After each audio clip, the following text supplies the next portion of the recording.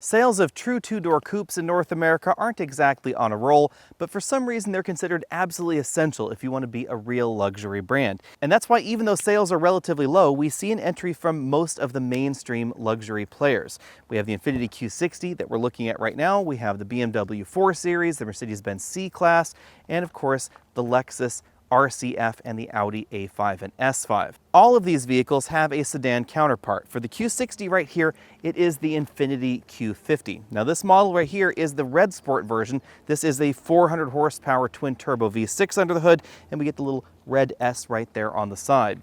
As with the other compact luxury options, there is a sedan counterpart to the Q60. It's the Q50. The BMW 3 Series and 4 Series together, Mercedes just calls everything a C-Class. We have the Audi A4 and A5, and the Lexus RC is sort of an amalgamation of the IS and GS. This is definitely more stylish than the Q50, and that is exactly what two-door luxury coupes are all about. We have this very accentuated swoosh right here. We have windows without frames on the top, and then we have the very strong haunch back here in the rear that obviously cuts down on practicality, but that's a little bit less important with the coupe. They really wanted everything to pinch in back there and give us that definite stepped side look. Now moving around to the rear, you'll notice that we have a very similar overall design to the Q50. This is definitely restrained and elegant in terms of its overall style. They've also decided to go a little sporty here, so we have these big exhaust tips down there at the bottom and a carbon fiber spoiler on the top, since we are in the Red Sport version. And then on this side, you'll notice something that we find in a lot of luxury coupes out there: all-wheel drive. Even in the high horsepower option, that is an option that I really love. Active safety happens a little bit different in the luxury segment. At this point in time, Lexus is really the only major luxury manufacturer that gives you most of their suite of active safety tech standard on every trim. Over here in the Q60, we get a little bit less than normal, so we don't have autonomous braking or collision warning in the base version. But if you step on up into the Q60 Red Sport, which is what we're driving here, then most of that does become standard, and all the systems you can think of are available on the Q60, from their blind spot monitoring system to the autonomous braking system, etc. Now, one thing that Infiniti has changed over time is that we no longer have to get direct adaptive steering in the top-end models. It now is available only in the Red Sport and only in certain packages. That is Infiniti's steer-by-wire system that has been somewhat controversial. The steer-by-wire system definitely feels unusual, but fortunately over the years, Infiniti has increasingly made it possible to get more features in your vehicle without getting the direct adaptive steering. So if that's something that's kept you from buying a Q50 or Q60 in the past, you should know that it is a little bit more possible to avoid it now. All Q60s sold in the US will have a 3-liter twin-turbo V6 under the hood, but it comes in two different power levels: 300 horsepower and 295, or the model that we're looking at here, which is 400 horsepower and 350 pound-feet of torque. I have to admit, I wish this had a little bit more torque. It seems like 350 is a little on the low side versus some of the competition. Power is routed to the ground via a standard 7-speed automatic transmission. It's the only transmission on offer, and you have your choice of either rear-wheel drive or all-wheel drive for both power levels. The one that we're driving today is the 400 horsepower version with all-wheel drive. That means that competition for this particular model is not the BMW M4 or the Mercedes-Benz C63, but the C43 and the BMW M440i. Front seat comfort is overall pretty good in the Q60. I've always liked the way that Infiniti's seats are designed. However, you should know that we have to dock a decent number of points off of these seats because we don't have things like 4-way adjustable lumbar support, extendable thigh cushions going on here. We do have inflatable bolsters and a 2-position seat memory, but the passenger seat does not have the same range of motion as the driver's seat. This is something that we see in Infiniti and Lexus models both. The passenger seat does not have the adjustable lumbar support. This is a 2-way only, not a 4-way. It doesn't have the inflatable side bolsters either. We do have a powered tilt telescopic steering column with a decent range of motion, however, but overall I'm going to have to give these front seats 7 out of 10 points. Hopping into the back seat is just about as easy as it is in any two-door vehicle. Infiniti gives us a function where the seats remember a particular position. You can power them forward, power them back right there. You can see that I have just about half an inch or a quarter inch of legroom sitting right there behind myself, but very little headroom. In fact, we have a lot less headroom than any of the Germans. If I even tried to get back there towards the headrest, my head has to crane to one side. I suppose you could slouch like this or just slouch down, and you could probably handle that for a work trip to lunch. but these seats are really not designed for constant occupancy. We don't have a center seat belt, so it's a 4-seat vehicle only. We do have 2 cup holders right here in the middle. And again, this seat bench is a 100% folding bench. So unlike some of the other luxury options out there, where you could put one person in the back and then some stuff over here on this side, that's not going to be an option in the Q60. Infiniti has located their trunk release right here next to the backup light in the tail lamp module. I was surprised that that hides itself pretty well. A lot of folks didn't really realize that it was located there in the tail lamp, even when I told them what to look for. Under the trunk lid, this is a true trunk lid, not a lift back. We have under 10 cubic feet of storage space, actually under 9 cubic feet back here. So this is a relatively small trunk for the category. It doesn't feel as small as the numbers would indicate, however, and I suspect you'd have no problem fitting some of those strollers or perhaps even golf clubs back here. When it comes to cargo practicality, you should know that the rear seats fold flat, but they fold flat together with one pull right here. It's a 100% folding bench, not a 50-50 split like I had expected. Overall fit and finish and parts quality in the Q60 is definitely high. We have an injection molded dashboard that has been after stitched, so we have red stitching right here in the red Sport to dress it up a little bit. But this dashboard design has been around for a while. We first saw it in the Q50 some time ago, and it really wasn't updated for the Q60 Coupe. One thing we don't find in here, however, is a stitched leather dashboard like we do find in some of the European entries. The main reason for that would be longevity. If you plan on keeping your car 10 years, 15 years, etc., an injection molded dashboard like this is going to last longer out in the sun than a real leather dash, but it's not going to feel or look quite as luxurious. We have a lot of soft touch materials going on the dashboard and the door panels over there, real carbon fiber trim running down this dashboard, and the same dual screen infotainment system that we see in the rest of the Infiniti lineup. You'll notice that we have Apple CarPlay support right up here. This plays in the top screen, and then the bottom screen is used for a variety of different functions. This 2-screen layout has always seemed just a little bit half-baked to me, but it is an awful lot snappier than when Infiniti first released this particular software package. It also has a decent amount of customization ability, and you can choose whether you want to use the control knob in the center of the dashboard, whether you want to touch the screen, or whether you want to use controls on the steering wheel to interact with it. It's up to you. But what's always surprised me a little bit is that these 2 screens are not the same technology and they're not the same size. This one does seem a little bit crisper. It also sticks out a little bit more. I had kind of wished that Infiniti would update this to a single screen that occupied that same amount of dashboard real estate. The climate controls are on either side of that screen, and they're also a little bit contained within the lower screen. You can see right there we have things like the steering wheel heater.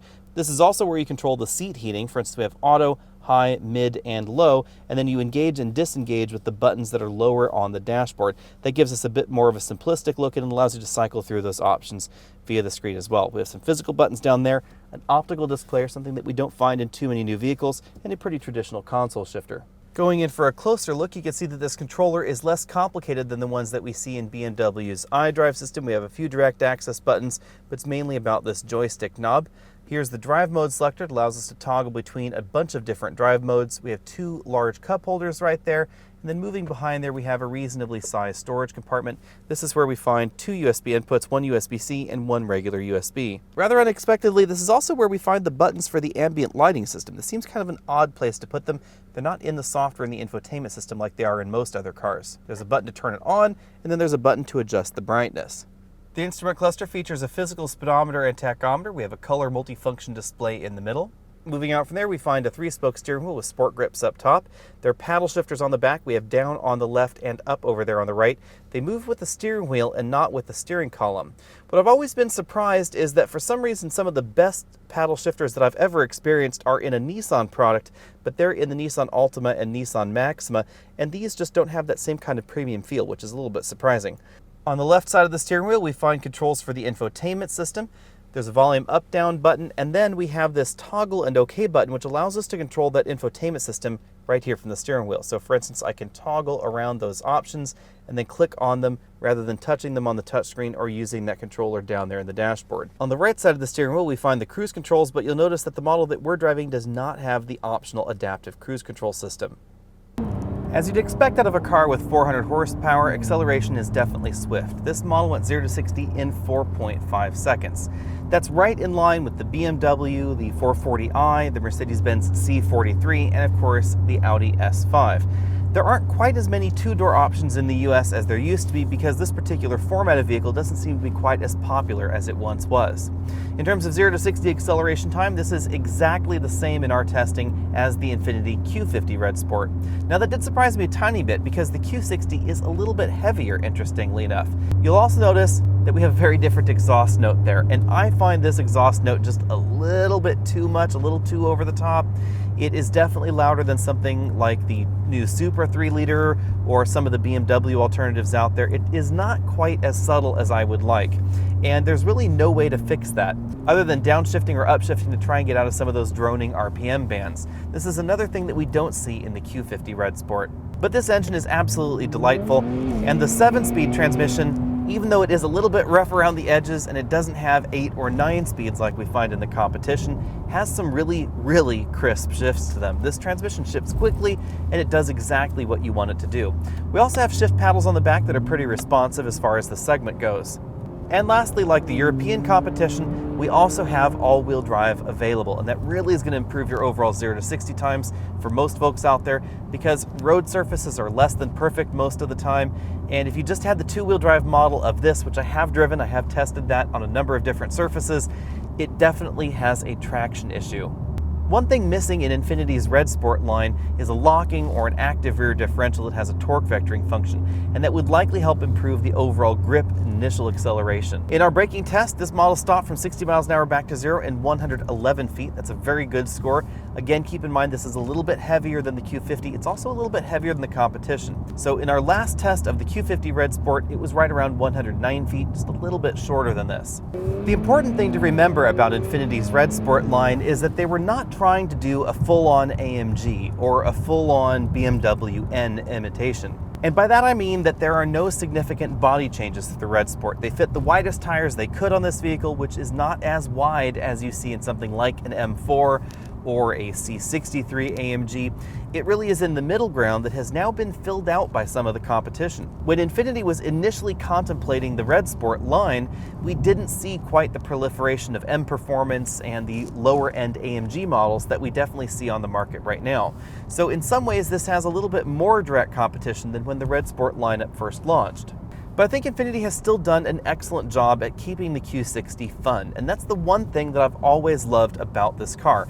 This reminds me an awful lot of an American muscle car in a way. They've given us a whole lot of go, but they haven't changed the overall driving dynamics too much. It is still relatively comfortable. They haven't given this crazy expensive, crazy wide tires, so the tires are a little bit more affordable.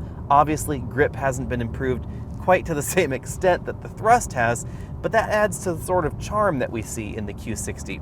I would argue that this is the grown-up luxury version of a pony car, something like a Mustang GT or a Dodge Challenger. The suspension and the handling are definitely more refined in this Infiniti, and this is the version of this 3-liter turbocharged engine that I think is a true successor to the engines that we found in the G35 and the G37, those epic, legendary Nissan and Infiniti naturally aspirated engines. This is an awful lot of fun, and it has a great sound to it. There's definitely a turbocharged soundtrack going on, but personally, I love hearing those turbochargers at work. Out on a rougher road like the gravel road that we're on here, I like the way that Infiniti's adaptive suspension has been tuned. It is relatively similar to what we see in the Q50 Red Sport as well. We have two different modes, Sport and Standard, and there are a wide variety of different drive mode selections here. We should go over those. We have Personal, Sport Plus, Sport, Standard, Eco, and Snow. This is a ton of different options, and the Personal option allows you to combine different steering modes with different suspension modes, with different drivetrain, transmission modes, etc. And if you get the direct adaptive steering option in the Q60, which I would honestly avoid, again, then you can change the way that behaves linked with those modes as well. When it comes to our overall ride score, I'm going to give this model a B. This is definitely firmer than some of the more GT-oriented two-doors that are out there, but this is still definitely daily driver livable. This is still a very comfortable ride, definitely befitting of the luxury segment. Now again, this exhaust note is a little bit different than in the Q50. You could probably hear there in the audio when you're accelerating that there is definitely a lot of turbocharger whistle.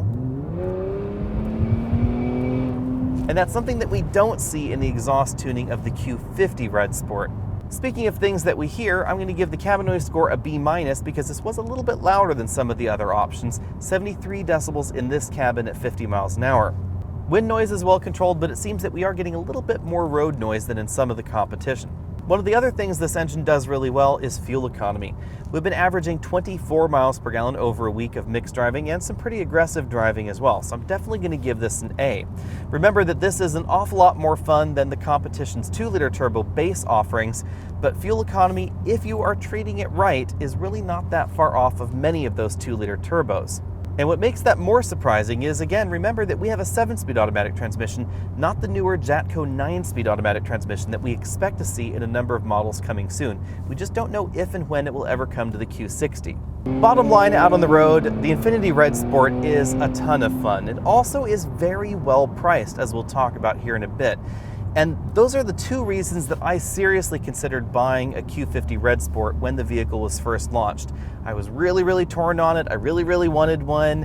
And then I was able to talk myself out of it for practical reasons, and I got something different instead. But I still love the way this engine and transmission work. As we see with the rest of the Infiniti lineup in America, the Q60's main selling proposition is value. It is significantly less expensive than most of the competition. But it is important to keep performance figures in mind, because even though the Q60 Red Sport has 400 horsepower according to Infiniti, 0 to 60 happens in 4.5 seconds, and that is going to be a little bit slower than theoretically some of the less powerful competition, especially the upcoming BMW M440i. That will go 0 to 60 in 3.8 seconds with 382 horsepower under the hood. Now, some of this has to do with the fact that the BMW is probably producing more power than they claim, but some of it also has to do with the transmission. The Q60 has not yet received the new 9-speed automatic transmission that we will likely see in rear-wheel drive Infinitis at some point over the next few years. But at this point in time, no 9-speed automatic transmission and no trick active rear differential like we do find in some of the performance competition. With that in mind, the Q60 starts at $41,350. And that gets you 300 horsepower standard, because the twin-turbo 6-cylinder engine is standard in every Q60 model. There's no 2-liter turbo here. If you want the 400 horsepower model, that's going to set you back nearly $16,000 more at $57,150. That sounds like a lot of cash, and it is indeed more expensive than a mainstream rear-wheel drive option like a Ford Mustang or a Chevy Camaro, or even something like a Kia Stinger. It is going to be notably less than something like a Lexus RCF. And 0 to 60 performance is not that far off. So with that out of the way, let's dive right into the Lexus RC. The RC starts at almost exactly the same price, $41,295. But instead of a 3-liter twin-turbo 6-cylinder engine, we get a 2-liter inline 4-cylinder engine. It's not going to sound as exciting as the base engine that we find in the Q60, and it's certainly not going to go as quick 0 to 60. If you want a V6 in your RC, that's going to set you back $44,225, so more expensive than the base version of the Q60, and that's going to get you the naturally aspirated 3.5-liter V6, which is not going to be as swift as the turbo engine that we find in the Infiniti. If you want to go 0 to 60 in 4.2 seconds, there's an RCF for that, but that'll set you back $64,900. Now, the critical thing to remember about the Q60 Red Sport is that as we looked around the vehicle, you'll notice it did not receive the same kind of body modifications or the same kind of overt sporty touches here and there on the inside or on the outside that we find in an RCF or an M4 or a C63 AMG or an Audi RS. Infiniti's Red Sport models have a little bit of upgraded handling and braking performance, but the big difference is the engine. We get 400 horsepower, we get a lot more shove out of the engine, but we don't see wider tracks, we don't see crazy wide tires, we don't see really different looking front ends, back ends, etc. that we do find in the more performance dedicated competition like the F, the AMG, the M, and of course the RS. But this pairing is a good example of what turbochargers can do for you, because the RCF theoretically produces 472 horsepower. It goes 0 to 60 in 4.2 seconds. That is definitely faster than the Q60 Red Sport, but the Q60 Red Sport is not that far off at 4.5. And if you could get a really good launch in it, if you did put some grippier tires and hit a really good surface, maybe you could do it in 4.4, a little bit closer to that RCF. The main selling point for the RCF is its engine, which is a naturally aspirated V8 engine, and it sounds absolutely incredible. It has by far, I think, the best engine sound available in this segment. Inside the car and outside the car, that unadulterated, naturally aspirated classic V8 sound is really exclusive to the RCF at this point. In addition to that, the RCF also has a really great steering feel. Lexus has really done a good job dialing in the steering feel and the overall handling ability. It has a nice crisp feel that we don't necessarily find in the Q60 to that same level, especially if you get direct adaptive steering in your Q60. Moving on, we have the BMW 4 Series. For 2021, we're seeing some pretty decent changes.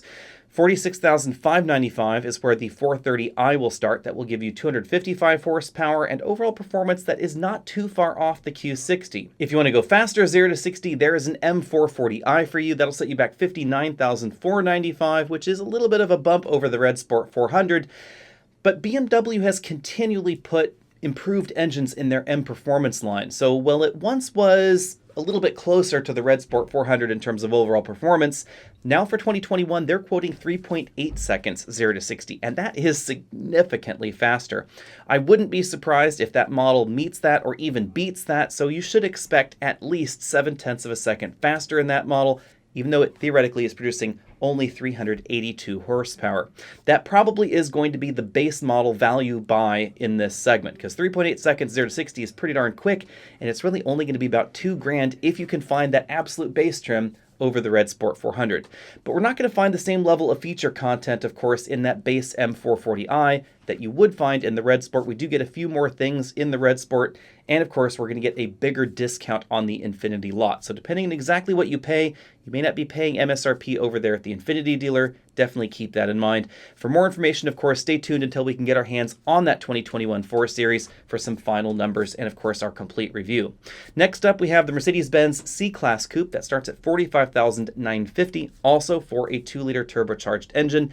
That doesn't seem to be quite as swift as the Q60 base model in terms of real-world 0 to 60 performance, but the C43 AMG is definitely as swift. $58,500. It has a really great sound to it as well. Even though the C43 is the mid-level AMG model, and it's the AMG model without a lot of body modifications, I think it does come across as a little bit more special than the Red Sport 400. Externally, there's not enough, I think, to differentiate the Red Sport 400 from the 300 horsepower version of the Q60. Of course, if you want even more power in your C-Class, there's an AMG for that as well, the AMG C63. That will set you back almost $70,000. So it is definitely in a different category to the Red Sport 400. The Audi model that competes directly with the Red Sport 400 is the S5, which starts at $51,900 and has 349 horsepower. But again, don't pay too much attention to the horsepower figures. Pay attention to the 0 to 60 times. That model is in the 4.4 to 4.5 second window 0 to 60.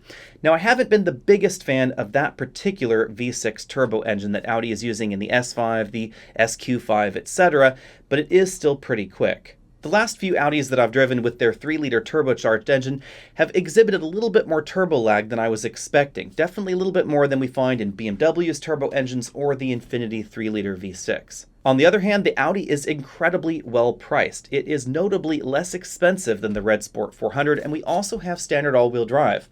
Although the driving dynamics of the S5 aren't quite to my taste, we have a little bit too much weight up front, I think, in my personal opinion. That does affect the way that the vehicle drives. All-wheel drive largely compensates for that, of course, and Audi has done an excellent job at their electronics, but it still is going to feel a little bit more front-heavy than the C43 or the M440i out on your favorite running mountain road, or the Infiniti Q60. However, I have to say that if my own money were on the line, I would probably get the Audi S5 because it is really a great deal here. All-wheel drive, again, is standard. It is about $6,000 less expensive than the Infiniti, although I think the Infiniti is more attractive on the outside. The Audi feels more modern on the inside.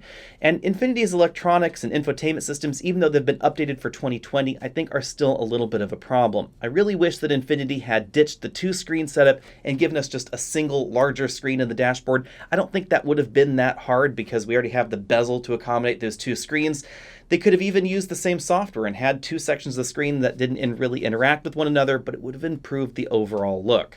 Let me know what you think about all that down there in the comment section below, and let me know what would you spend your money on if you were shopping in this segment. If my money were on the line, again, I think I would get the Audi S5, but I might be willing to wait for the M440i because for $59,495, that will go 0 to 60 significantly faster than any of these other options that we're talking about. Even though it is $8,000 more than the Audi S5, I suspect it may be worth it, but we won't know, of course, until we can get our hands on one. So at the moment, it has to be the Audi S5. In the meantime, be sure and let me know what you think about that down there in the comment section below. Be sure and head over to facebook.com/AlexNautos. You can also find us over at Instagram, all those other social things, Twitter, etc. And I'll see all of you later.